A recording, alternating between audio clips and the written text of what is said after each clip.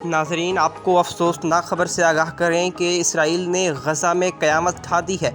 Israel ने सहयोनी तैयारों ने Israel की तरफ से हमला किया है और फ़लस्तीन में हमला किया गया है, जिससे 13 मंजिला इमारत ज़मीन बोस की गई है। इसराइली हमलों की वजह से इमारत को पहले खाली करा लिया गया था।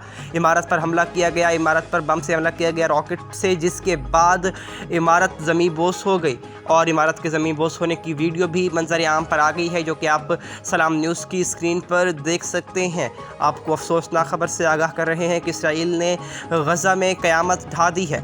इसराइल ने 13 मंजिला इमारत पर हमला कर दिया, जिससे दर्जनों अफराद बेघर हो गए हैं और अब इस वक्त हालात वहाँ पर बहुत ही कशीदा हैं। इस वक्त इसराइल ने बमबारी का सिलसिला भी जारी रखा हुआ है और 13 मंजिला इमारत गिरने से सैकड़ों ख़ानदान जो हैं वो बेघर हो चुके हैं और इस वक्त हमले और भी इसराइल की तरफ से जारी हैं। इसराइल ने गज़ा में क़यामत ढा दी है।